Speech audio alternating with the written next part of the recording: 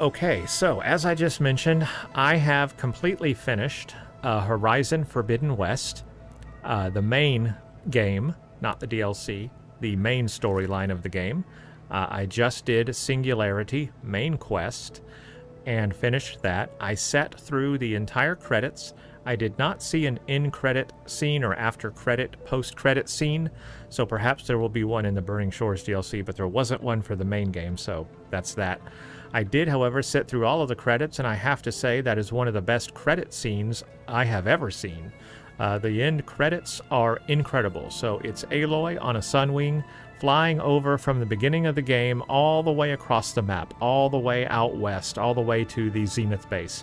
A little sad it didn't also go over San Francisco, but at least to the Zenith base. And as she's flying, the credits are showing on the screen, and you fly through the credits. But the environment of the game, you get to see all of that flying over the game.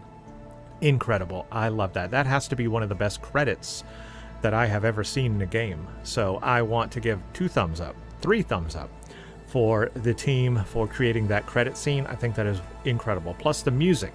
I love the Horizon music from Zero Dawn and Forbidden West. The music is incredible. So I enjoyed the music score as I was watching those credits.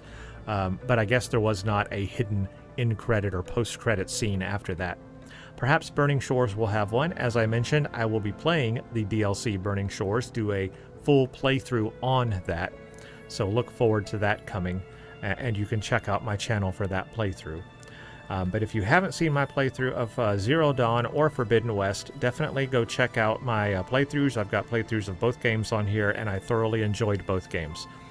Forbidden West was a great evolution of Zero Dawn.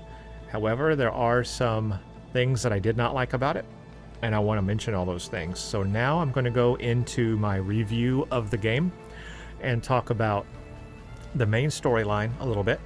I want to kind of conclude and summarize what we did in Singularity, since I just played that quest.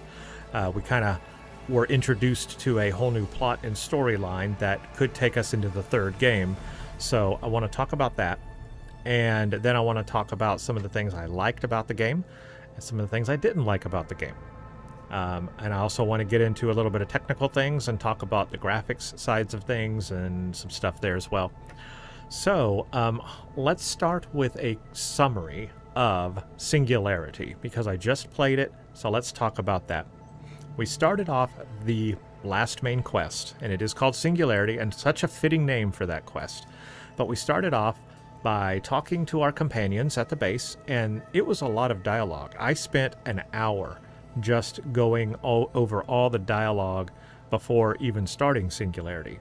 So that was a bit lengthy to get through, but I did get through it, and I did do it, and it was worth it, and I like completing the optionals. There was a lot of background there. One of the things we learned was about Tilda's relationship. I didn't pick that up when we first had our communications with her at her house, so that was new information for me for the storyline. And there was a lot of other things. We picked up a lot of stuff about Alva as well. We picked up Katalo had some good follow-ups. Zoe, obviously. So sad that Varl couldn't be here. We even had a really good talk, I think, with Regala, and kind of got to understand where she came from in all this and what her conflict was throughout all of this. So I think all that was a very good summary, and all of that was definitely needed. It's just a lot to go through when you're pumped to like get into the main quest, the final main quest. It's just a lot to get into, you know, because you have to like sit there for an hour listening to all that dialogue. So it was a lot, but it was good background. I just think it could have been peppered in there maybe a little bit differently. Maybe they could have had it in, done it in segments or something throughout the journey. We could have heard a little bit more about Regala's past instead of just all crammed in at the very end. I think that was like a big info dump at the very end about her past. They probably could have filtered that in a little bit more throughout the game. Would have made it, you know, a little less jarring or less filling there at the end, you know, so much there to cram in. But that's all I wanted to say about that. Then we got into doing Singularity, and it was pretty much what I expected. We would get to the island and we would have to fight through a ton of specters. That's what I expected. Now, interesting about the specters is there's only one type of them, one type of specter. you had to use plasma, elemental energy damage, or the glow blast. But I thought there might be different machines they would throw at us for the final battle.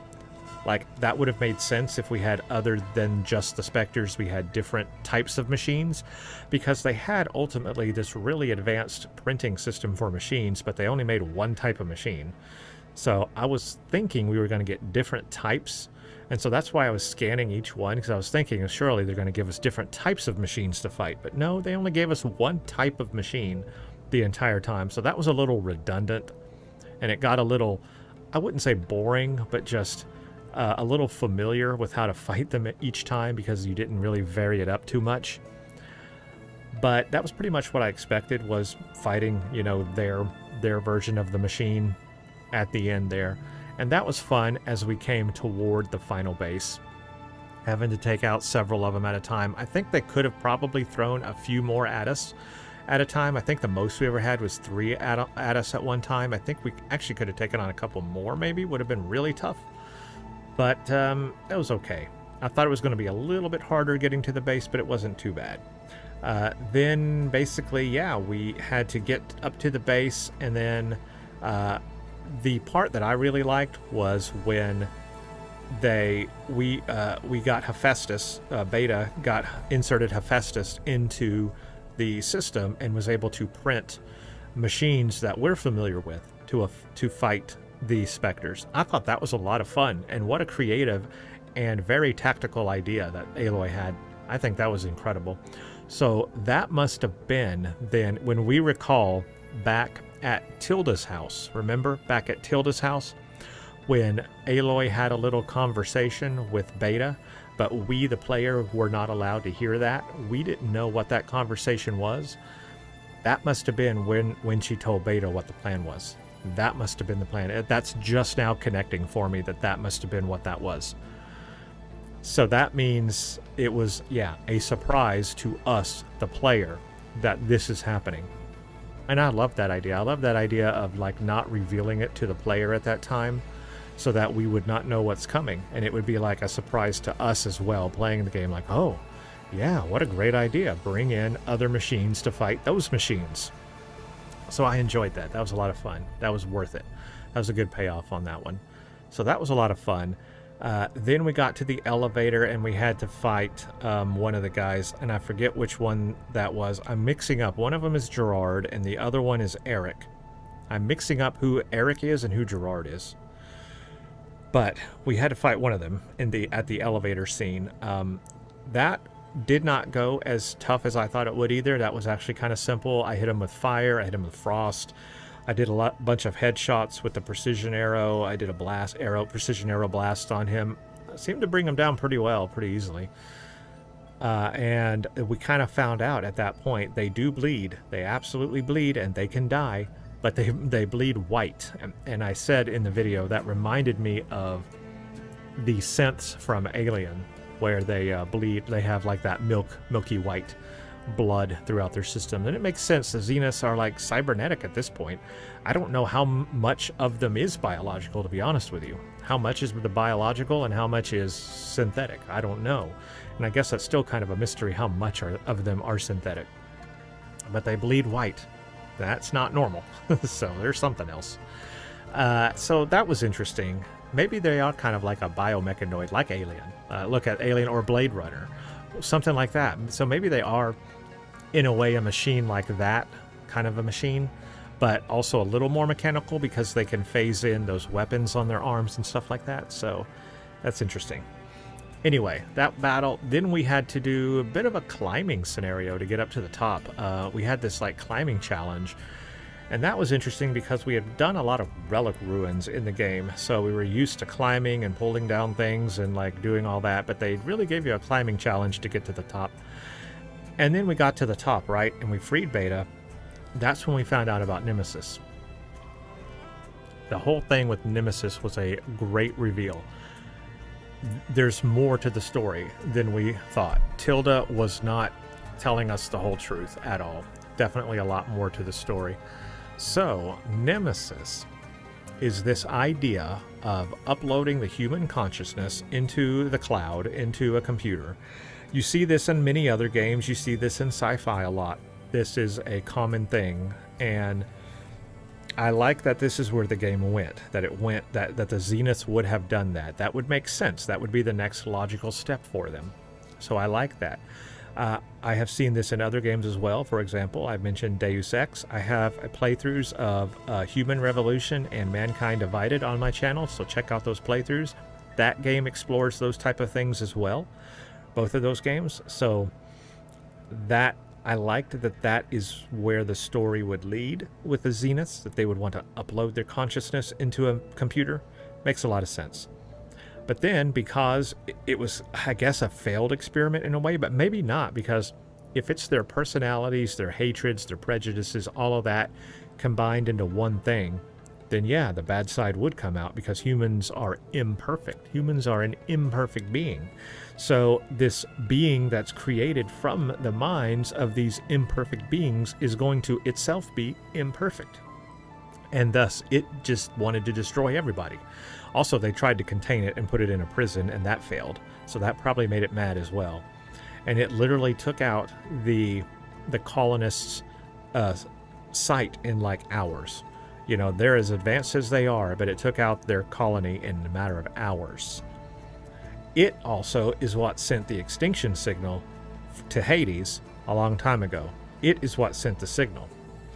So I don't know what its ultimate plan is. I mean, it's following the Zeniths, yes, but it will come to Earth and it will ravage Earth. It will destroy Earth, just deplete it of its resources, whatever. But then what's its ultimate goal? Is it just to keep following the Zeniths? And so the Zeniths think that the way out of that would be to go to a random planet. It would be to travel just to a random planet that it's not aware of and try to escape it that way and hope it never finds them. But of course, what if it does find them?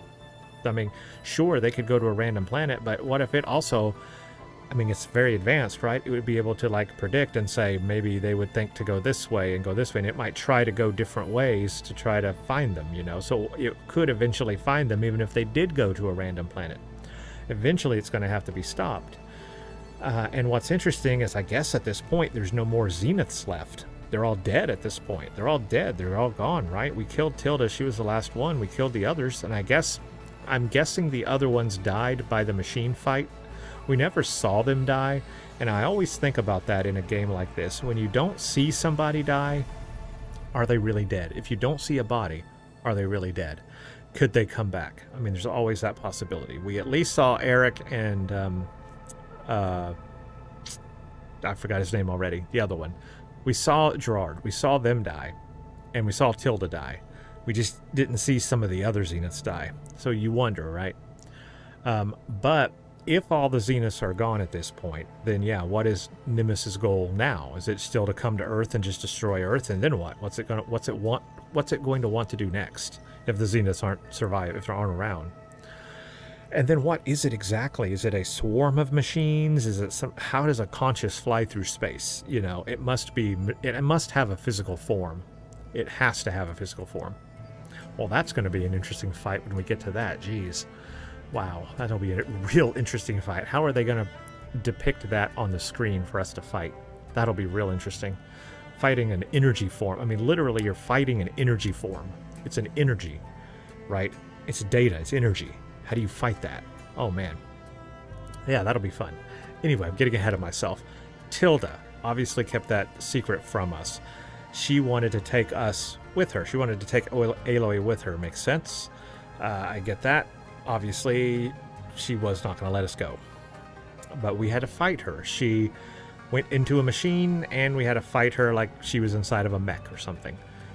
That battle I thought was going to be a lot more difficult. That was actually rather easy for me, and maybe I just got a lucky shot. I think that's what it was. I think that with my acid that I had used, it had worn away the armor, and then I had my critical boost Valor on, and then I hit it with the precision arrow, and I must have hit it right in the right spot to like end that battle immediately, because I just ended it so fast. So I think I just got real lucky on that shot. Had I not done that, it probably would have been a lot harder. But for me, that was kind of easy only because I got the right place. And then Tilda is dead. And basically, Silence did make a choice that he's going to stay with us. And now it seems like our goal is to fight Nemesis. That's the ultimate goal. So it sounds like the third game could be where we fight Nemesis at the end of the game, if that's where they're going to go. So I guess Nemesis still has to get to Earth, but it's on its way. It ain't here yet. We do have Gaia. We have all the subordinate functions. Now that could help us to rebuild the Earth and build up our defenses against Nemesis. And as I said in the video, unite all the people of Earth. And I think if the third game goes anywhere, that's where it should go, is into this idea of reuniting all the people of Earth. Because we are scattered throughout. We have learned that there are people over the oceans. There were other cradle facilities throughout the Earth.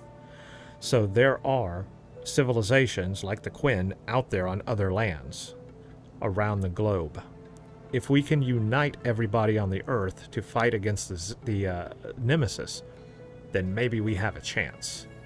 And maybe that's where the third game could go. So I could see that as a good follow-up for being the third game. The third game could be either we, unite all the people and then fight Nemesis, or just unite all the people and then they have a fourth game. I don't know. I don't know how many games they plan to have with this. I'm pretty sure there's going to be a third game, because we do need a conclusion to this. A trilogy would be nice. A trilogy would be a great thing for a game to achieve.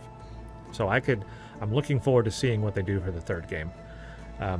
But it sounds like Nemesis will be a big component of that. Big component. And also maybe uniting the people on Earth. Big component. But where will we go? Will we travel overseas? Maybe that's the next component to it. We travel overseas to lands unexplored, or maybe the eastern part of the United States. So far in Zero Dawn and Forbidden West, we've pretty much gone from the middle of the United States westward. So we have the whole East Coast. We have, I would love to see old New York. Imagine how much they could do with New York, the ruins of New York, or the ruins of, the eastern seaboard, places like that. I guess it would be underwater, probably. But there still should be a lot of places. Washington, D.C. Could you imagine going to Washington, D.C. in this future and seeing the ruins of that? I would love to go to those places. So I would say if there's places I want to see in the next Zero Dawn, or the next Horizon game, it would be Washington, D.C., it would be New York, it would be some of those iconic places on the eastern side of the United States. I think that could be really fun and interesting. And that would be a good place to take the game. Then at that point, we would have gone east. Like, this could be Horizon Forbidden East. I mean, why not? You've done Forbidden West. The next one could be Forbidden East. I'm coming up with all these great ideas, guys. All these great ideas. Horizon Forbidden East. Let's do it. Let's go eastward now. That could be a lot of fun to explore. Anyway, those are just some ideas I had about the third game and what I got from the end of this game. Again, I still have the Burning Shores DLC, so maybe we'll learn some other things that will change those opinions and thoughts. But for right now, that's what I have. So that's all the talk about Singularity and the end of the game. The storyline, the lore, and all that. Now let's talk about the game itself. The first thing I want to say is absolutely enjoyed this game. I had as much fun in this game as I did in Zero Dawn. I had as much fun with the lore building in this game as I did in Zero Dawn. Maybe Zero Dawn was a little bit more because it was new at that time and we were really learning about the end of the world. But we did learn a lot of stuff in this game too. I mean, a lot of stuff. So I liked the lore, I liked the story, I liked where it led. The start of the game was very fun, having to, start off at that launch pad area. That was really fun and unique. And then throughout this whole game, you literally, and I mean literally, are moving west. I mean, through every section of the game, you are coming to new settlements, and each settlement looks very different than the other. You've got the gorge area, you've got the middle section, which is literally desert, Las Vegas. I mean, that was incredible exploring. You have the desert section, and then you have the marshlands toward the west, and then the mountains up north, and then all the way to the sea where you have San Francisco, a sunken San Francisco. The scenery, the environment, are exceptional in Forbidden West, and I said that about Zero Dawn as well. The environment is exceptional. I give a huge kudos and thumbs up to the graphics artists in this game. Absolutely, they have designed a beautiful game. You cannot say the game isn't beautiful. You go from, you know, the day-night cycle, which is just beautiful. The weather cycle is also varying and changing depending on the locations. You've got the desert winds, you've got the sand, you got the snow, you've got, like, you can feel, you got heavy rains at times. You can feel the environments as you're going through, like, viscerally, you can feel them as you're in the environment, the sound and the visuals. The environments, they nailed. The lights coming through the trees, the sunlights, visually, the game is stunning. The game is beautiful. It is also a 100% upgrade over Zero Dawn in terms of visuals. There's a greater density of like grass and ground materials and better texture quality. Everything is sharper. Just absolutely, they upped it for this game versus Zero Dawn. Now, Zero Dawn just had a remastered version come out. They have taken some of the things they've learned from Forbidden West and applied those to Zero Dawn on a visual upgrade for Zero Dawn. I have not played the remastered version of Zero Dawn, but I have looked at some screenshots and playthroughs of it, and I have seen where they've extended the level of detail distance is extended in Zero Dawn. The ground detail and all that is extended. You can see things farther off. The world detail is a little bit better. Texture detail is a little bit better in that. When I played Zero Dawn, I played the original. Well, I played the complete. I take that back. I didn't play the original version. There's actually, I guess, been 3 versions of Zero Dawn. There's the original version, which was on PlayStation, obviously. Then there's the second version, which came out on PC, called the Complete Edition. And on that one, they did enhance the Complete Edition for the PC. So that version already was enhanced over the PlayStation version on the PC. There were some advantages there for playing it on the PC. That's how I played the game. I played the Complete Edition on PC. Then, now they have the remastered version of Zero Dawn, which is even enhanced beyond that. So I have not played that version, but I played like the middle version. So I was already playing a somewhat more enhanced version of the original version of Zero Dawn. So that was nice, but now they have an even better version. So if you never played Zero Dawn, go play the remastered version. You should enjoy that. But I have seen the changes they made. Now for Forbidden West, this is the second version of it, because again, they had the original version, which was on PlayStation, and then they have the Complete Edition on PC, and that's what I'm playing. So this is a little bit more enhanced than the PlayStation version. For example, one of the things I have enabled in the game is NVIDIA DLAA. That is for better anti-aliasing and image quality. I'm not using DLSS. I'm not upscaling. I am running at native resolution 1440p on my monitor. But at native resolution, I'm running DLAA for even better image quality. So great anti-aliasing image quality and just an improved experience. It's more graphically demanding to do that, but with a GeForce RTX 4090, not a problem in this game. So I was running at the best visuals I could get, running the PC Complete Edition version of the game with a 4090 DLAA enabled at native resolution, all settings maxed out as far as possible, and that led to those beautiful environments that we saw in the game. Just absolutely beautiful. So I enjoyed that a lot. Since we're on the topic of graphics right now, let me just continue down that line. There are a couple of things that I had wished that the PC version had. I could understand the PlayStation version not having it, but the PC version, I would have liked to have seen a couple of ray tracing options. Because we are in that era. In fact, the PlayStation 5 can do ray tracing, so they could have implemented it even in the PlayStation version. For the PC version, though, that should have been a no-brainer. They even could have done that in Zero Dawn. When Zero Dawn came out on the PC, they could have done it then too, but I was hoping they would have some ray tracing features for Forbidden West. Now, I'm not talking about like global illumination, which would be just very, very graphically demanding, probably too graphically demanding, but some simple ray tracing stuff, like maybe ray traced shadows and ray traced ambient occlusion. That would have been nice to have. That is some light ray tracing that you could add on that should be possible to do on the PlayStation 5 and definitely on a PC. So that's something I would like to see. I could understand not doing reflections and not doing global illumination, but just doing shadows and ambient occlusion, ray trace shadows and ray traced ambient occlusion would have enhanced the visuals of this game even further on the PC. And they could have done that in this version, and I would have liked to have seen that. I think that would have been a nice addition. I hope for the next game they give us some ray tracing features to just push those visuals even more, and I hope they continue to do that.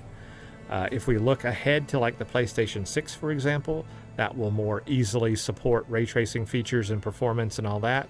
So I would hope that they would be forward-looking with the next game and give us some of those forward-looking features. I would like to see that, because I think it could be just another, enhancer to the great visuals of this game already. So I just want to put that out there because I look at those sort of things. It's what I do for a living. I do video cards and all that. So I look at the graphical features and I can tell where things need to be improved or where things could have been a little bit better. And since I'm playing the complete edition on PC, they could have done that for the PC version. If they ever make a remastered version of Forbidden West, I hope they add those in for a remastered version. So anyway, that's about the graphics. Let's talk about the sound design. Sound design of this game is incredible. Always was for Zero Dawn as well. The music draws you in. It's got the great music that I love in a game. Deus Ex are another two games that have great soundtracks and great music in them. This game and Zero Dawn has that in spades. The soundtrack, the audio as you're going through it, it's just incredible. I mean, that's pretty much all I need to say about that. It's just good. The sound design is good in this game, and I enjoyed that a lot. I did enjoy the dialogue. I thought the dialogue was very well written. I thought the dialogue was very well acted. Felt very professional to me. Nothing seemed, amateur to me. It all seemed really good. I really loved the dialogue choices that we got. I really love all of the dialogue that we could go through. The one thing we didn't get a lot of in this game that maybe we got a little bit more in the last one was the turning point choices, the ones where you can affect like how the game is driven, like you make a fist choice, a brain choice, or a heart choice. Those like the game has a specific name for that type of choice, but you know the choices I'm talking about, where you can make like a real decision in the game, and that affects how the characters view you and the dialogue you'll get with those characters. There wasn't as many of those in Forbidden West as I think there were in Zero Dawn, and I was expecting a lot more of those in this game. There were not as many. So they maybe could have had a few more of those in this game. They could have given us some more turning points to make there with character choices and how characters would view us and dialogue options we would get with them. I think there could have been a little bit more of those branching storylines there. If there's one place to improve, that would probably be it. Would be that area in the game for the dialogue. But otherwise, I did enjoy the dialogue quite a bit. It was very good. Let's move on to the gameplay mechanics. Gameplay mechanics is where I have a big negative, a big downside to the gameplay mechanics. In Forbidden West, they tried to cram so many new combos in that you simply cannot remember every combo you're supposed to use and every combo ability that you have. You can't remember them all. I would have to have post-it notes going down my monitor. I would, if I wanted to remember all the different combos and things that I could activate and how to activate them on my character, I would have to put post-it notes down my monitor of all the key combinations to press. They packed in so many advanced new features you can do with weapons that I can't remember them all. I can't remember all the ones to do. There's so many different ones. And I think they overdid it. I think they gave us too much. They packed in too much. It's too much, guys. Too much. Like Zero Dawn was the right combination. Forbidden West, too much. Some of the new things I really did enjoy. Some of the things were just too much. I don't even know if I can bring them all up in my you know, skills and all that to show you guys, but like all these skills, the valors were a really cool addition. So I do like the valors, but look how many valors there are: 3, 6, 9, 12, 16, 20. It was like 20 valors here. Like, I can't remember all of those valors. I can't remember when I want to use the right valor to use. And then to use the valor, you have to go select it as the active valor, right? So it's like, okay, that's just one aspect. But then you have these other like combinations where like you click this and you click that and you hold this to and this and you hold that and you get this thing and you tap this while doing this and you jump to do this.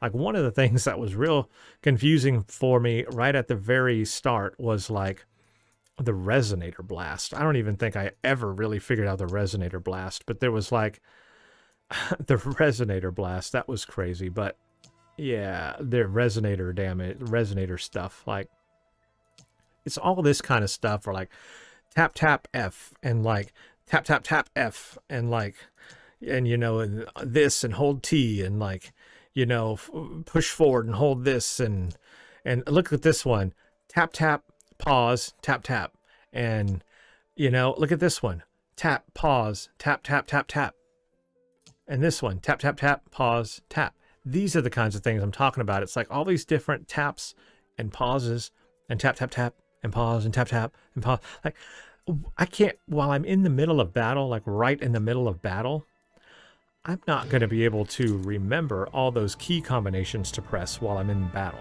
I'm just not going to remember all those key combinations to press. I'm going to be more apt to just go into my weapon wheel and selecting the weapon I want and then just switching weapons on the fly. It's going to be hard enough for me just to do that, to remember all the key combinations I can press to enable all these special abilities I can do.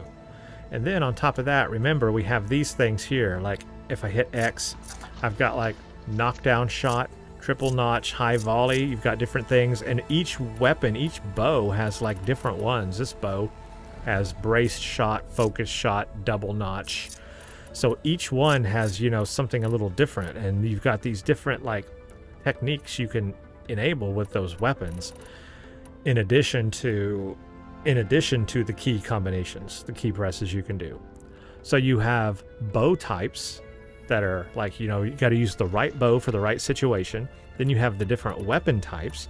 You got to make sure to use the right weapon for the right thing. Then you have the different elemental types, and then you have the different things you can do under that, like focus shot, brace shot, and all that. And then you have the key combinations you can press on top of that. Press, press, press, pause, whatever, hit T, hold T, hit spacebar. And then for like melee, you have different ones as well. Like, you know, you got like hold this and do this, and different melee has its own, you know, combinations you can do. And then you had some other shots, like for example, the resonator one, like where you like do damage and then you come back, you shoot, and then if you shoot them with an arrow while they're like wobbling, you know, and in a almost some kind of state, you can like do knockdowns and do all these special abilities. Like, it's all these combinations that they packed into this game. It's too much. That's my main complaint with this game. It was too much to remember at one time, and I ended up not using all those abilities simply because I can't remember all the combinations I'm supposed to press. Now, sure, I guess in replayability, it gives you different options for replayability. Like, you could play one way and then, you know, come back a second time, play the game, and do it a different way with different abilities and different skills and different things. Sure, that could be fun. But for your first playthrough, it's too much to remember at once. And I just couldn't remember everything at once. So I'd say that's probably my primary complaint of the game. It's just too many combinations of things to remember to do at one time. I like things to being a little bit simpler, to be honest with you. It's just a lot all at once. I like the options, it's cool, but it's always a lot to remember at once. Also, in the bottom left corner, you can really pack a lot of stuff in there. Like, I didn't even use, look at this, I didn't even use, in my playthrough of Singularity, I didn't even use the stuff down there. I have all this stuff available to me down there. I got healing smoke bombs, I got health potions, I got stamina increase, I've got these capsules for my spear, which I absolutely like those capsules. I think that was a good idea. But I didn't end up using them at the end of the day. Got a drop shield. I didn't even use any of those at the end of the day. So sometimes it's just a little overly complex. Yeah, that's kind of the thing. It's just a little too much all at once. Looking at the outfits and stuff, I believe legendary was a new thing that was added. I would have liked to have had more legendary weapons. I think that's the only thing, is I would have liked to have had some more legendary weapons. I settled on the Nora Thunder Warrior legendary outfit. I think that was probably the best one, and it's fully leveled up. I would have liked to have had some more legendary weapons, but in order to do those, you have to do the combat pits, and I really didn't do those. I also think that the coils got very complicated as well. I'll say that. The coils got real complicated, and the different types and kinds you can have, and yeah, that got a little complicated as well. Definitely a lot of tools you can have. There's just a lot of stuff to have here. I don't have any strike pieces. I don't know what that was. I never played strike. That was a mini game inside the game you could play. That's right. I never did strike. And I guess that's the other thing, is there were melee pits you could do. There were combat pits. There was the strike game you could play. There was a lot of extra stuff you could do. And I guess if I spent the time doing that, it would have been beneficial. I did not do any of that. Some of the gameplay elements, however, I did finish was, number one, I did all the cauldrons, so I completed all the cauldrons. That was fun. Pretty much what we expected. All the cauldrons were a little different. I did like the secret cauldron, the one where it had like, well, I would say the secret tall neck, the one that was like a tall neck cauldron, and when you activated it at the end, you activated a secret tall neck. That was fun. Also, Gemini, I guess, was a secret cauldron in a way, because it turned out to be a cauldron you did at the end. So that was like a secret cauldron as well. So I did all the cauldrons. I finished that. The Relic Ruins, that was new. That's what was added for this game. And the Relic Ruins, I enjoyed those. They were puzzles, okay? So a lot like, you know what they reminded me of? They reminded me of the very old school, old day Myst games. If you've never played Myst, those are very old games. Very puzzle-driven games. It reminded me of playing Myst, and I haven't played that in decades, but I remember that it kind of reminded me of that. But the Relic Ruins, yeah, they were puzzles, and I think that was fun. I think they were varied up enough that they were fun. There was even like a secret hidden relic ruin under Las Vegas that you had to do. So that was fun, and I enjoyed those, and you learned a little bit about the area that you were in because of it. Now, the one thing I didn't like about the Relic Ruins was the reward. I don't think the reward was worth it. It was an ornament you could set up in Las Vegas as a hologram. That ain't worth it, guys. That just wasn't worth it. The reward at the end of the day was not very good for that. So I did not enjoy the reward you got for those. However, I think the end reward wasn't it the legendary weapon? Is that where I got the legendary weapon from? I forget. I was just looking at the inventory here, but this weapon I got, the Sky Killer? No, maybe not. That's not it. I forgot what. I remember I opened a chest. Maybe it was something down here. Maybe it was a gauntlet. It was something. I remember something. I opened a chest at the end of it, and I got something, and I was like, all right, it was cool, but I never ended up using it. So yeah, you got a reward, but I don't think it was that great of a reward. I think we could have had a better reward for the Relic Ruins. Now, the one reward I'm extremely disappointed about is the drones. I did all of the drones, and I painstakingly went through the process to do all the drones, to make sure I did them all, and I got no reward. No reward at all for doing the drones. I thought it would have been cool if they had brought the drones in as a storyline element and used the drones, say, perhaps for the final quest for Singularity, or when we did Gemini. Actually, it would have been a good thing to have it with when we did Gemini. Would have been great if we could have had the drones being used to make sure the Zeniths were not aware of our attempts on going to Gemini and putting Gaia in there and doing that thing there in Gemini. That would have been a great point to use the drones, use them as intelligence to watch on the Zeniths. And I wish it had brought in that storyline element. They could have pushed that a little bit farther with the drones, and they've also could have given us an epic reward for those drones, for finding all of them. I wish they had done that. They missed an opportunity with those drones. They really did miss an opportunity. So, yeah, I'm disappointed with doing that because I put in the work to do that, and I didn't get nothing for it.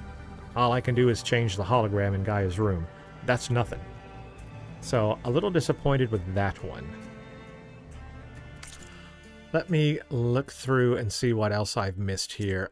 They also had this difference between side quests and errands, and of course the main quest. Errands were nice. They were quick little errands you could do. The side quests typically had multiple layers to them, and they were a little bit longer, and then the main quests were the longest. That was fun. Salvage contracts, that was new in this game. I enjoyed the salvage contracts because it was fun just, you know, taking out machines and getting a reward for that. And, you know, at the end of it, you'd have a little secret like battle to do around the salvager person, and you take that out. I enjoyed the salvage contracts. That was a fun addition. I never did the hunting grounds. Obviously, that would come back. I'm sure that has a story there too or something. Melee pit, that was new, I think. And I did some of it only to get the Thunder Warrior outfit that I have. But obviously, that's how you get more legendary gear. Or was it the arena? Yeah, there's hunting ground, melee pits, and the arena, so there's different things there. I did some of that. I did what was needed just to get the Thunder Warrior outfit. Rebel camps, rebel outposts, that was as expected, and that was a lot of fun. That was another thing I did complete in the game. Like I said, Relic Ruins, I did all the tall necks. The last one where you have to fly on the top of it, that was a lot of fun. Cauldrons, Gauntlet Runs, that was also new in this game. I completed all of those. That was just a fun little thing, and I believe we did get a good reward for that one. Collectibles, that was again, let's talk about the collectibles. The black boxes, number one, that was new. Finding all the planes and the flights, hearing the black boxes and what they had to say, that was really interesting and backstory in the game, and I loved that. Like I said, the survey drones was terrible, no reward. Relic Ruins, talked about that. Let's talk about the Vista points. I don't like the change they made to the Vista points. So, I like the way the Vista points were before. These were a lot harder to find. You really had to line it up perfectly on the cell phone towers. You had to get into the right spot to line that up. I found that really difficult, and I don't know why they needed to change it and make it more difficult. I like the Vista point system they had before. I also like the way the cell phone towers were before. I don't know why they had to change both of those things. So I did all that. Like I said, survey drones, we talked about that. Yeah, all that. So that's all the collectibles. So let's talk about flying in the game.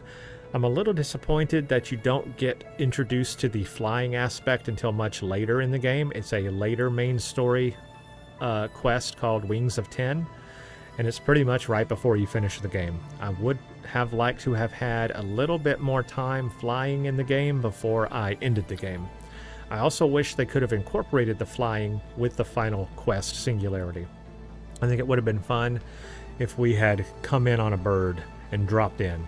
Just give us an epic fly in and drop in. Something like that. I don't know. Could have been fun. Could have been interesting. Some way to use the flying ability in the final quest would have been fun. I do like the flying ability. I love that mechanic of the game. I think that was a great addition. I just think it was introduced late into the game. Or at least for me, it was introduced late into the game. Wish I had come across that much sooner. It would have been much more beneficial. I would have flown everywhere and done everything by flying. I would have. But it was introduced to me so late in the game, it was just not as useful as it could have been. So I wish I had gotten introduced to that a lot sooner. That would have been real fun. But what can you do? I wasn't, it wasn't, and that is what it is. But I'm guessing in Burning Shores, maybe I'll use it more in Burning Shores now that I have that. The other mechanic that I really enjoyed was the swimming ability and gaining the rebreather so you could swim underwater. There were a lot of things you could do underwater in this game, and a lot of resources that could be gathered, especially the green stuff, green shine. Green shine was abundant if you really... I found some really good places underwater to get green shine from. But I like this idea of building a rebreather and being able to swim and ultimately, forever underwater. Great mechanic. Love that ability. Really enjoyed that. Getting to swim through the cave systems underwater and finding new places was a lot of fun exploration. The bad part is you can't fight machines underwater. I think if they were going to evolve the mechanics of the game, finding some way to be able to at least whack with my spear, or stab, maybe a stab with my spear, something underwater, right? Obviously, you're not going to be able to shoot arrows. I get that. But stabbing with my spear, a stab ability with my spear underwater so I could stab machines, that would be fun. That would be a way to get them out of your way. Otherwise, you just have to hide from the machines in the stealth kelp, which is a little annoying sometimes. I would have loved to have an ability to stab the machines to death underwater. So if they wanted to evolve on that, a stabbing underwater, that would be something to add. Or some kind of device that can be used underwater would be nice. To be able to fight underwater would be kind of nice. But yeah, I enjoyed the underwater scenes. I enjoyed the rebreather mechanical aspect. I enjoyed the flying aspect. Obviously, you can still mount other machines and ride them and override them and use them to help fight on your side. Now, I never used that mechanic in the game. I know that a lot of players do. You can override machines. You can get them to fight other machines. There's a weapon you can fire on machines, and it will target machines, and it will send machines to fight other machines based on that target. That's a great system, and I'm glad it's in the game. I never used it personally, but I can see how it can be useful, and it's obviously an option you can use. I didn't end up using it, but it's there if you want to. So that mechanic is all there, and that's a lot of fun. I really enjoyed the blast sling a lot. That was one of my favorite weapons. I would say the corrosive blast sling is like my favorite blast sling. I'm glad I found that early on and upgraded it because it was extremely useful for me. Extremely useful. I loved that thing. The advanced arrows were nice. The precision arrow was pretty powerful. The sun scourge was nice. I just wasn't able to upgrade it until much later in the game. It took so much to upgrade that bow. But once I did, that's a nice bow. What I did not like was the sludge, and I'm sure everybody's complained about this. You have a limited amount of sludge you can have. 15 sludge is all you can have. You cannot upgrade the capacity of sludge you can carry. And because some of the precision arrows and some of the sun scourge stuff all require sludge to craft, you're limited to what you can craft out in battle. And so you end up not being able to use it as much as you could or would, because you can't craft more of it because you run out of sludge. I wish that I could have crafted a pouch that allowed the sludge to double to 30, or cut the amount of sludge you needed in half for the crafting of items that require sludge.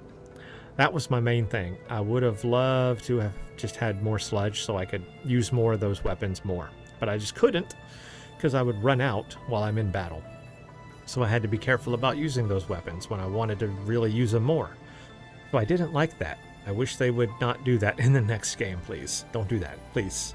Or give us an ability to craft a pouch that can double it or something. That's all I'm asking for. What else should I talk about? I liked... Oh yeah, Varl. Varl died. So I did not see that coming in the game. Obviously, Aloy had been friends with Varl since Zero Dawn.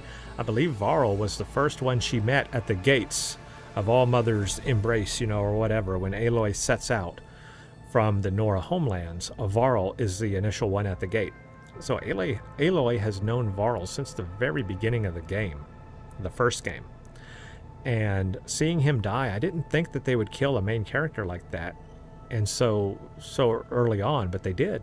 They did. I guess not early on, but they did. Yeah, they took Varl out.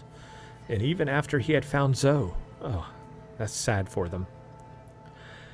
But they did, and that kind of showed me that anybody could die. I was ready for Erend to die at the end of this. I really thought that that's where they were going to take it. I'm glad they didn't, but I was ready for it.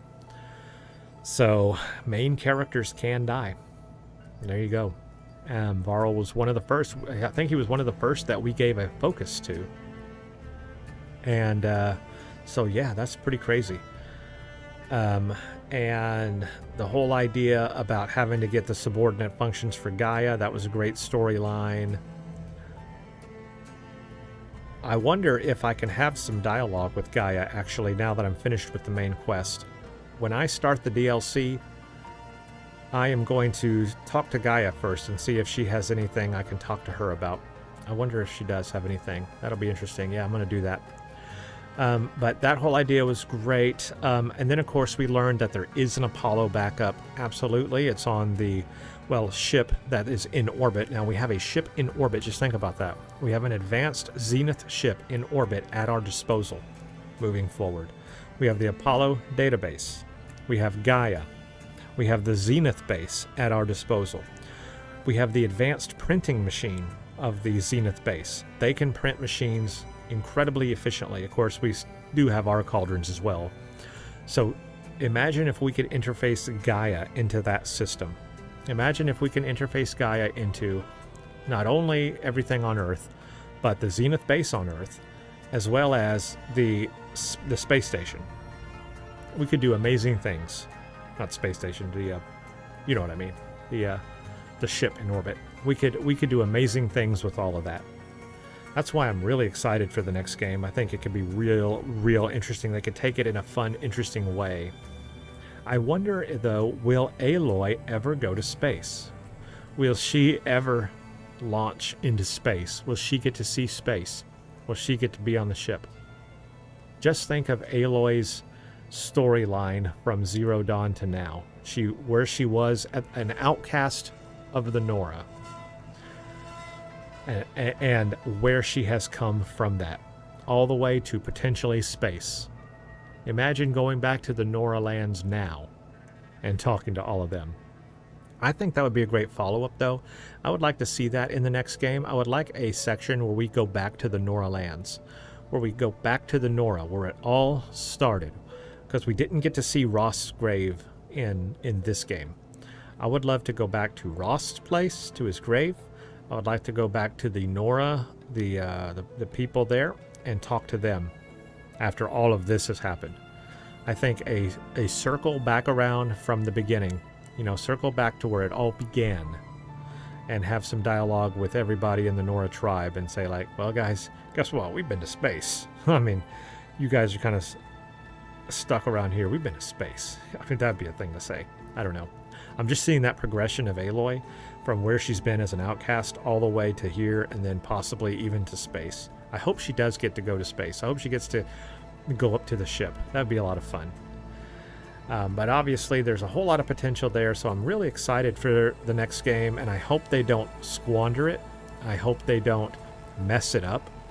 I hope they don't make it, there's been a lot of problems. I don't want to get political or anything in games, but there have been a lot of problems in games lately, in a lot of games that have become, with the woke dialogue and all of the things that have been pushed and agendas that have been pushed into these games lately. And I think it's coming to a head. I think you're hearing a lot about it now, and you're getting a lot of resistance maybe from gamers that they don't want to see and hear this kind of stuff, and they want a professionalism in their game.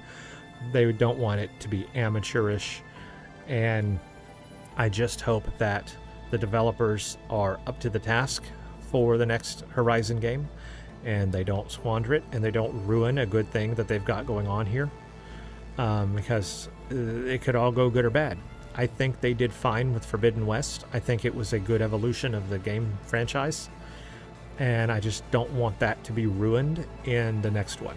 And so here is all my hoping, that the next game is written well, written professionally, voice acted well, and that they really do a good job. Because I think they did with this one, and I just want to see that continue, because I love this franchise. I love the storyline of the game. I love where it's going. I love the lore. I love the whole idea that we're in the future, 1,000 years in the future, but the past was more advanced than we are now, but yet we're starting to become advanced in many ways. We're building up to what the old ones were. We're getting there. And I want to see that continue. And how ironic is it that originally machines took out the people of Earth, and then also machines took out Far Zenith? It's happened twice, but from the same people, I guess, but still, it's happened twice. The storyline is played out twice. It happened on Earth, and it happened on the colony. And that's just, I think that's telling, and I think what it shows is that we as humans are imperfect. If we build systems like that, machines, whatever, they're gonna be imperfect like us, in a way. I don't know. It's cyclical. It's like a circle. It's cyclical. It all comes back around. It happened on Earth. It happened on the colony. Now let's hope it doesn't happen another time. But first we got to take care of Nemesis. But I think the people of Earth now, these people are the ones that are here to stay. I hope it doesn't happen a third time. I hope we don't have a fourth game where it's another 1,000 years in the future and Aloy's civilization, were the ones that destroyed Earth again. That could happen. But it's real interesting how there's this cyclical, rise and fall of civilizations over time, and of Earth, I guess, possibly over time. And this game is exploring that, and I think it's very deep, and I think I could go into a whole philosophical thing about it. And I don't really want to do that right now because I've been talking for hours and I'm extremely tired. I've been playing this game now for... This recording has gone on for 3.5 hours, so I'm a bit tired, and I need to wrap this up. But I like where the game's going. I like where the storyline is going. I like the questions that are brought up, the overall questions for humanity, and us, how it relates to us in our world today. I love it. I love it all. This is good stuff. So I'm going to give Forbidden West an A+. No, take that back. I'm going to give Forbidden West an A. I'll give it an A, maybe an A-, and I'll give it an A. I'm going to give it an A or A-, somewhere around there, only because of that mechanic I mentioned where I think they're trying to cram too many combos in at one time that you could do. I think it needs to get a mark off for that.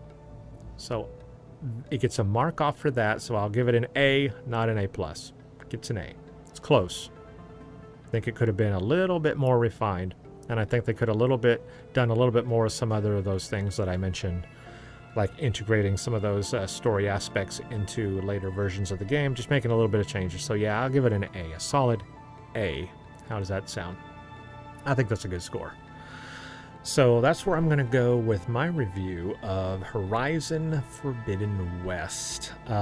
Obviously, this is the base game that I just finished, and I do have the DLC Burning Shores to complete next. So that will be the next thing I do.